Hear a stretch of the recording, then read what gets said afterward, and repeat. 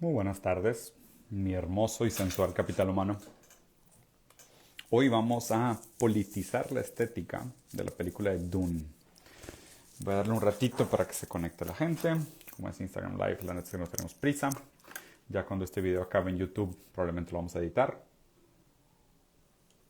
Tengo mucho tiempo de no hacer lives en YouTube, en Instagram. Como que ya había abandonado un poco este formato tan divertido que disfruté tanto durante la pandemia. ¿Cómo están? Qué gusto verlos por acá. Rubén Duque, Sofía, Esmeralda, Gabriela, Agustín Fernández. ¿Qué tal? ¿Cómo están? Qué gusto verlos por acá. Creo que hay bastantita gente conectada. Un par de anuncios primero. Voy a hacer un análisis de la película de Dune. Voy a tratar de politizar la estética un poco, que es lo que les había comentado que me gusta hacer del tema de teoría crítica. Dicho esto, pues obviamente van a haber muchos spoilers. Va a estar enfocado el análisis más que nada a la primera película de Dune, o sea, a esta reciente, perdón, a la primera no, a esta película de Dune, a esta reciente, no la original, no de 1984.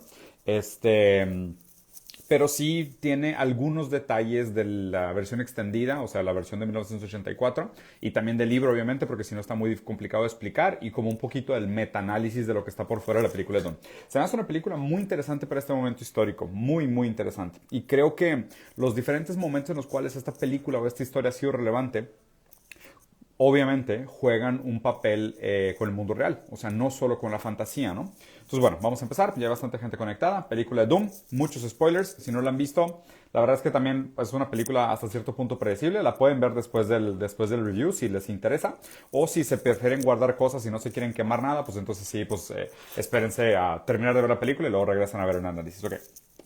La película Dune o la serie Dune fue escrita por el autor Frank Herbert en 1965 y ya desde aquí empieza un tema muy interesante que voy a guardar para el final, pero recuérdense de esta fecha. La serie original o el libro original fue escrito en los 60, ¿ok? En el 65 por este autor Frank Herbert y es contemporáneo además de muchas historias muy interesantes como Señor de los Anillos, Foundation de Asimov. O sea, es una época muy fructífera en el sentido de world building, ¿ok?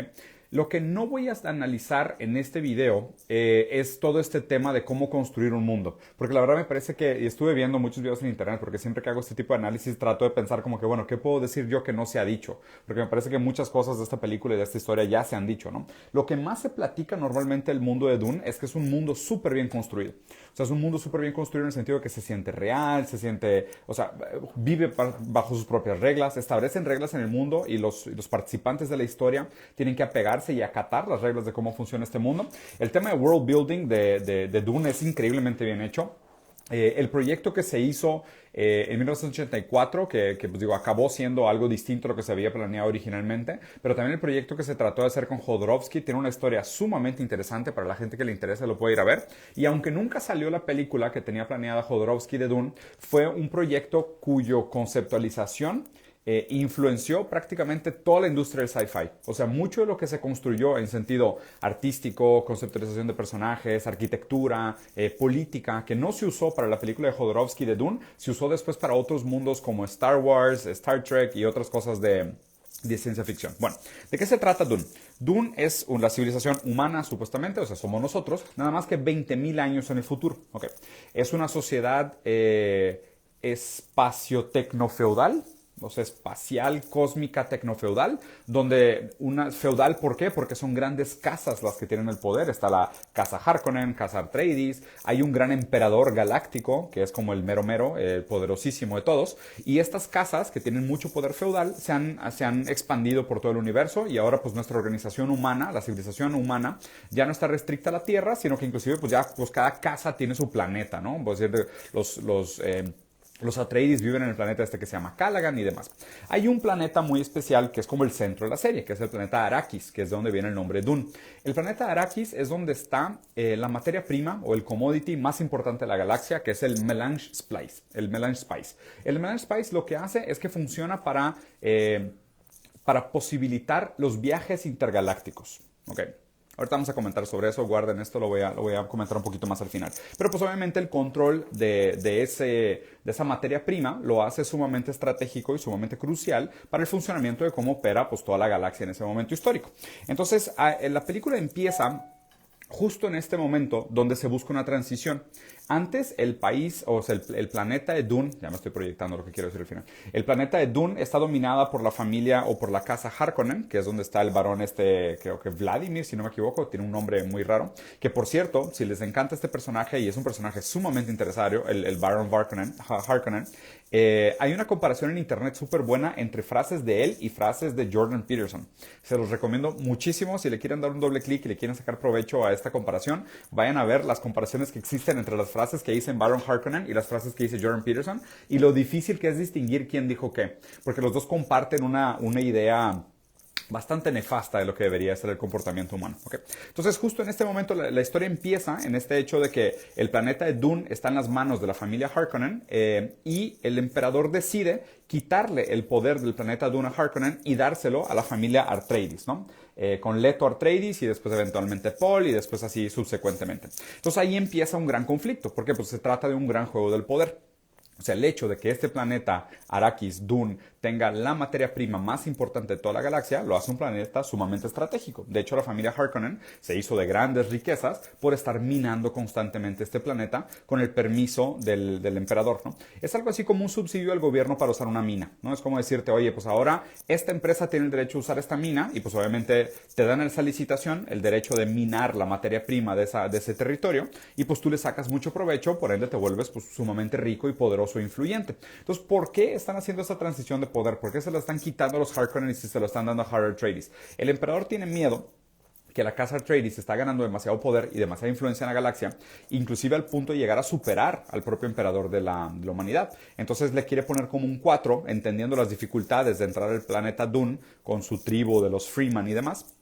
Y al mismo tiempo negocia con la familia Harkonnen para aplicar un golpe y pues aplicar un regicidio, ¿no? O sea, matar al rey Leto y acabar con ese linaje de la casa Atreides. Aquí hay dos cosas interesantes. El planeta Dune, el planeta Arrakis, es un planeta que está habitado por un grupo de gente, por un grupo de personas que les llaman los Freeman. O sea, hagan el favor más obvio imposible, ¿no? Como los freedom fighters, qué coincidencia, o los libres, los hombres libres, los humanos libres. Y ellos lo que quieren de alguna manera es seguir una profecía. Y el tema de las profecías es bastante interesante y es bastante horizontal en la historia de Dune. Creo que es uno de los leitmotivs más importantes de todo Dune. Los Freeman creen en el Mesías que se llama Lisan al-Gaib, que supuestamente es un gran liberador, un gran unificador, el Mesías que va a llevarlos a transformar el planeta Dune, que es de pura arena, en un planeta verde, azul y lleno de agua. Okay. La Spice viene de unos gusanos gigantes, que la verdad es que nos podríamos desviar también en esa metáfora de por qué esta figura tan fálica, pero sí tiene un motivo interesante por detrás. El caso es de que pues, el planeta prácticamente es bastante hostil, muy difícil de vivir, tienen su propia tecnología, sus propios medios, sus propias formas, y ellos creen entonces en el ascenso de este Mesías que llaman Lisan al-Gaib. ¿Okay? Entonces, esta es la parte como política y social. Entonces, política hay que entender que el mundo de alguna manera es espacio tecnofeudalismo, un poco desvirtuado por estas casas muy poderosas, ¿no? Y la manera como se llevan los planetas es un tipo de pues, mercantilismo bajo una organización feudal donde no existe un libre mercado, sino que aquí el emperador es el que determina quién tiene el usufructo de la materia prima de los diferentes territorios y prácticamente pues existe esta explotación en un sentido casi colonial o inclusive imperial, más imperialista de hecho inclusive, de cómo funcionan los territorios y el juego geopolítico entre las diferentes casas, ¿ok? Entonces es un tipo de espacio tecnofeudalismo. Eso es lo importante que sepan en el sentido político-económico de cómo se organiza el mundo de Dune. En el siguiente nivel está esta narrativa mesiánica por parte de los Freemans. Entonces los Freemans siempre han creído que eventualmente el Lisan al-Gaib va a venir y los va a liberar porque pues ellos han sido un territorio oprimido donde constantemente llegan otros externos poderosos con un poder acumulado durante milenias. Acuérdense que están literalmente 20,000 años en el futuro donde estamos nosotros y van a llegar a explotarlos, ¿ok? El tercer ángulo es el ángulo religioso. Hay una secta religiosa que se llama las Bene Gesserit, que son puras mujeres que desarrollaron como un poder místico de comunicación y hablan sin hablar y hacen un tema como de manipulación sugestiva y demás. Y esas mujeres están creando un tipo de superhombre al que le llaman Kwisatz Haderach. Perdón, pero es que los nombres están súper raros, entonces los tuve que apuntar para no mezclarme. Aquí este tema me parece una metáfora interesante en dos sentidos. Digo, obviamente primero juega el rol como el rol de la religión en la etapa feudal. Entonces esta fusión entre, si te fijas, House Atreides, de hecho, Leto está casado con una mujer que es una mujer que tiene un altísimo poder dentro de la organización de las Bene Gesserit. Entonces esto le da como un doble de poder, ¿no? Como si fuera una mezcla entre el poder feudal más el poder de la iglesia, que fue justo el tipo de cosas que nuestra historia real, de la vida real, pues provocó, por ejemplo, la Revolución Francesa, la separación del Estado del clero. Entonces aquí está interesante porque inclusive estas narrativas acaban interactuando en diferentes niveles, ¿no? Otra cosa que me parece interesante de esta secta de los Bene Gesserit, que están tratando de crear como un tipo de superhombre, y sí, un superhombre. Yo creo que un superhombre más en el sentido de la mala lectura que Hitler le dio a Nietzsche, en el sentido de un superhombre de eugenética. No tanto un superhombre que haya superado los valores anteriores, porque no es así. De hecho, me parece bastante reaccionaria y conservadora la postura de toda la serie. O sea, es bastante como perpetuadora de mitos, pero sí en un sentido superhombre como del Mein Kampf, en el sentido eugenético. Porque dicen que durante miles de años, al parecer durante miles de años, han cruzado diferentes parejas para llegar al hombre perfecto, que sería este primer hombre dentro de una secta de puras mujeres, que tendría este poder colonizador de mentes, ¿ok? Y aquí aparte, digo, es bastante evidente la metáfora porque literal, ellas mismas son misionarias, o sea, se llaman misionarias. Y muy en el sentido clerical de la palabra, porque inclusive de hecho también, o sea, la manera como los misioneros de la Iglesia Católica usaron la religión para colonizar la mente de los países colonizados, literal encontraban símiles entre cómo funcionaban los mitos de la religión católica y las similitudes o lugares de congruencia que existían entre los mitos locales. Entonces, por ejemplo, el tema de la Virgen de Guadalupe, ¿no? O sea, la Virgen de Guadalupe pues es una creencia pues pagana, en el sentido autóctona, mexicana, pero cuando llegaron los españoles, al no poder suplantar totalmente las creencias locales, lo que hicieron fue encontrar una manera de incluir las creencias locales en un mito mayor. Entonces aquí es el papel que juega específicamente el tema de las Bene Gesserit en esta narrativa. Lo que hacen es que ellas tienen esta gran historia de lo que va a ser su Quixiahuata Hederak, y usan algún tipo de manipulación o sugestión mental para que otras culturas adopten esa mitología y la hagan suya. De hecho, inclusive los Fremen han sido manipulados durante años para pensar que ellos están esperando también un Mesías, que es el Lisan al-Gaib, cuando realmente es un tipo de sugestión que está altamente manipulada por el hecho de que la secta Bene Gesserit los ha manipulado en creer en la existencia de este Mesías, ¿no? Y obviamente después la figura de Paul Atreides, que es el hijo de Leto, el personaje principal de la película, de esta primera película, resulta ser el que cumple ambas profecías. O sea, tanto es el que supera las pruebas de la secta de Bene Gesserit, como al mismo tiempo es el liberador de los Freeman, y es el que va a liberar el mundo de Arrakis, el mundo de Dune, ¿no? Entonces, ese es un poquito como el contexto, primero, a nivel político, que es una organización tecnofeudal espacial. Segundo, está el tema religioso, por decirlo así, que es esta organización en el sentido de, o sea, cómo los mitos estructuran tanto la cultura de los Freeman como la expectativa esta eugenética de los Bene Gesserit, que son la secta esta de mujeres. Y lo que entendemos es que la película empieza cuando está toda esta trama entre, pues, el emperador le pone un 4 a Leto Atreides porque es una casa que está ganando demasiado poder, porque une al mismo tiempo el poder tecnofeudal y el poder de la religión, ¿no? Entonces lo que hace es negociar con los Harkman para matar a Leto Atreides.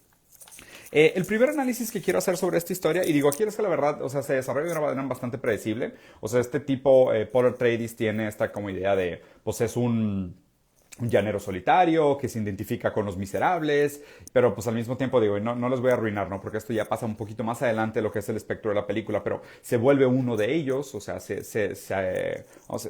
inmiscúa o se mezcla con los subalternos, se enamora de una princesa de los subalternos, se hace su rey, se atribuye el nombre de Lisan al-Hadid y se queda con el poder, ¿no?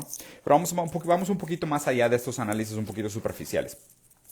Paul Atreides, el nombre Paul Atreides, y de hecho toda la casa Atreides, son descendientes directos de Agamenón, ¿okay? Agamenón es una casa, bueno, esto es un mito bastante famoso de la guerra griega. De hecho, Agamenón sale bastante en esta película de Troya también, en la que sale, se me fue su nombre, Brad Pitt.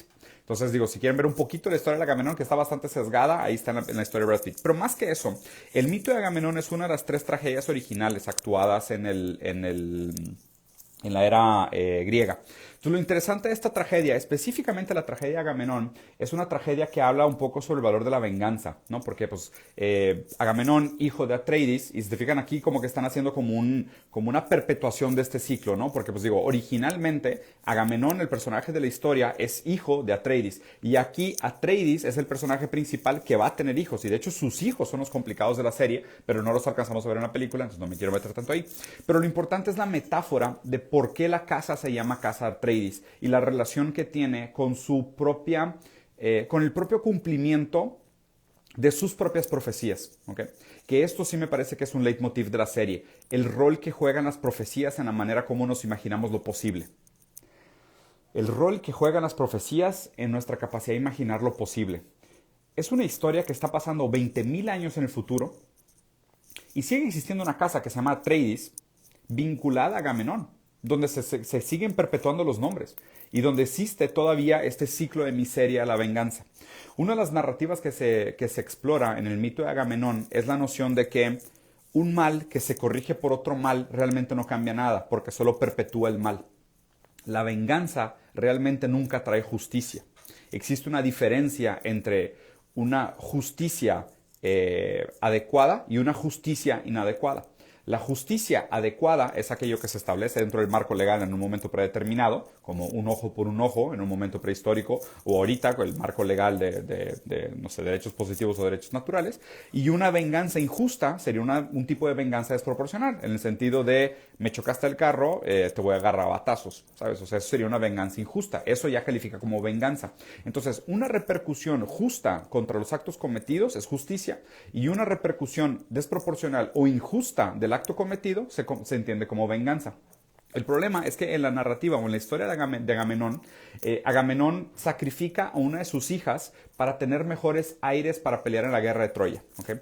El hecho de que él sacrifica a una de sus hijas causa un gran disconfort con su esposa, con la mamá de la niña y con sus otros hijos, que eventualmente acaba provocando que una de sus hijas lo mate. Y de hecho después, la otra hija de Agamenón, que es Electra, por cierto, que ahí también está el mito este, bueno, que fue abandonado por Freud en su momento del complejo de Electra. Electra después venga a su padre matando a su hermana que lo había matado, ¿okay? Todo este ciclo de traiciones internas es bastante evidente en la historia de Dune y es bastante constituyente inclusive de la propia familia Atreides, ¿no? Que habla un poquito de esta noción de el mundo de Dune. Es un ejemplo claro de cómo las narrativas le acaban dando forma a la realidad. Pero sobre todo las narrativas lo que hacen es que nos permiten entender las posibilidades del futuro. Entonces nosotros entendemos el futuro en términos del pasado si no somos capaces de superar la narrativa, ¿okay? El hecho de que pues, todo Dune tenga toda esta estética muy fascista, o sea, muy imperialista, feudal, porque acuérdense, ¿no? O sea, no podemos criticar el fascismo sin criticar también aquello que le da lugar, que es el capitalismo, ¿no? Entonces, pues este tipo de capitalismo feudal, donde a ver quién el que tiene la autoridad o la propiedad sobre el comercio del splice melange es el que establece más poder, pues eventualmente de ahí salen estos mitos de perpetuar el poder, de los grandes emperadores, de los mesías que vienen a salvar el mundo y demás, y pues todo este tipo de eugenética, y pues obviamente es una crítica bastante obvia a muchos hechos históricos que han pasado en el mundo real, que ahora los estamos viendo en el mundo de Dune. Pero hay una metáfora que me parece inescapable de por qué la película se llama Dune, por qué hablan del desierto, por qué Splice es un combustible, por qué los Freeman tienen el nombre Freeman, por qué el Mesías se llama Lisan al-Gaib, por qué a los radicales que siguen a Lisan al-Gaib les dicen Jihad. Empiezan a ver como hay algo en común aquí: arena, combustible, Mesal al-Gaib, Jihad, radicalistas, terroristas. Ya ven por dónde va la película de Dune. 1965 es un año muy interesante porque es una época en la cual Afganistán, específicamente como país, tenía un emperador bastante progresista que después de haber viajado por el mundo y haber visto cómo los países de Europa eran bastante avanzados, decidió abrir un poco su país y dijo, ¿cómo le hacemos para hacer que Afganistán progrese un poco? Entonces empezó a platicar con las diferentes potencias del mundo y los invitó a invertir en Afganistán. De hecho, si pueden, terminando este video, vayan a buscar fotos de cómo era Afganistán en los 60s, ¿ok? Afganistán abrió sus puertas al mundo e invitó a que el mundo invirtiera en Afganistán para modernizarse y para encontrar el progreso. 1960, y esta historia es de 1965. ¿Coincidencia? No creo, sinceramente no creo. Entonces lo que pasó fue que en ese momento diferentes países empezaron a invertir. Los dos que más invirtieron fue Estados Unidos y la Unión Soviética. Pero eventualmente la Unión Soviética invirtió más que Estados Unidos. Llegaron a invertir casi $1 billón o un poco más de $1 billón en el Partido Democrático de Afganistán. ¿Okay? Que se llamaba DCPA, algo así, me acuerdo las siglas DCPA, lo acabo de leer ahorita en la mañana para revisar los hechos históricos. Y Estados Unidos como que no le encantó que la Unión Soviética estuviera fondeando este partido demócrata, progresista, abierto, permitiendo las minifaldas, permitiendo la libertad de la mujer, fomentando la educación, fomentando muchos valores como de pues, una sociedad colaborativa, colectivista, bastante progresista, con vistas hacia el futuro, ¿no? Y a Estados Unidos como que no le encantó la idea. Obviamente todavía Guerra Fría, pues obviamente la cosa se estaba poniendo caliente, se estaba poniendo complicada. Entonces Estados Unidos dijo, ¿sabes qué? Voy a financiar a los radicales, a estos guerrilleros, que de hecho en la historia real les dicen Freedom Fighters.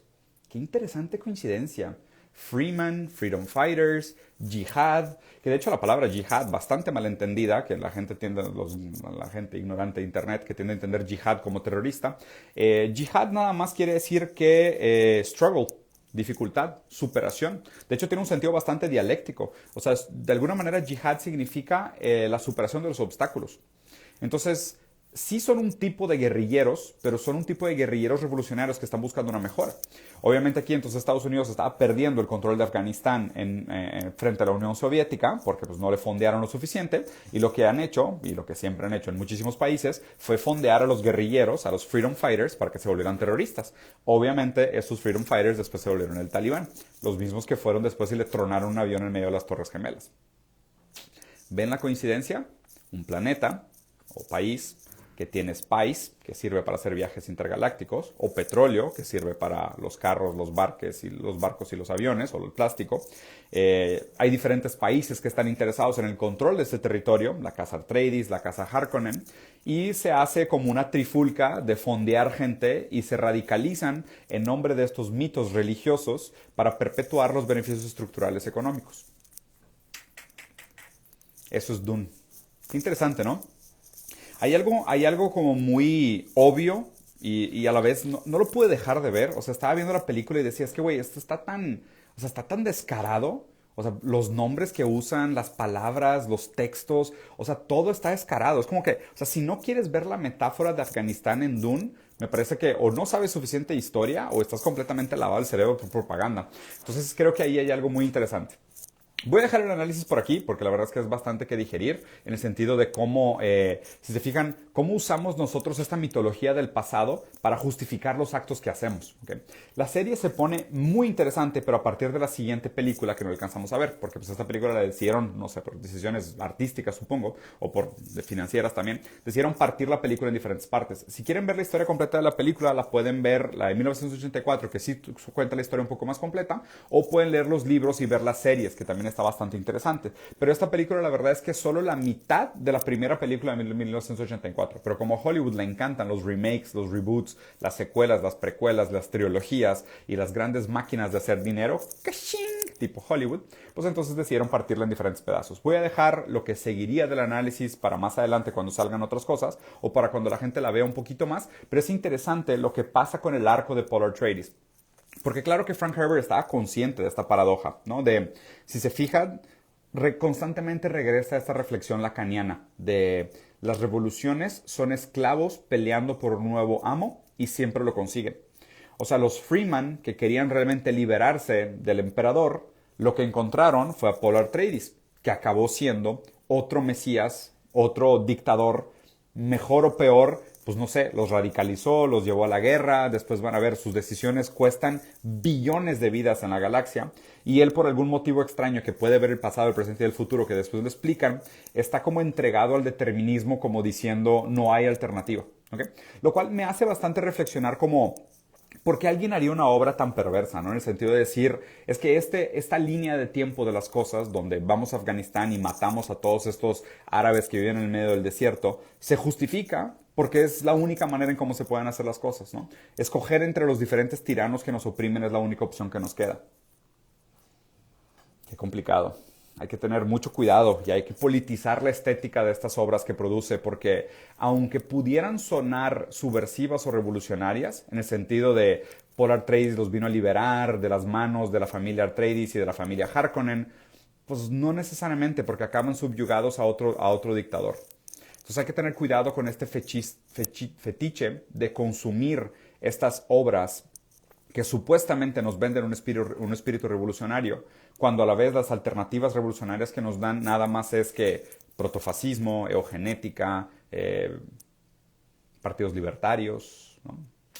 La libertad que nos venden hoy como alternativa revolucionaria nada más es que un refrito protofascista de las ideas individualistas que hemos visto que llevan a catástrofe y miseria de una manera terrible. Tengan cuidado.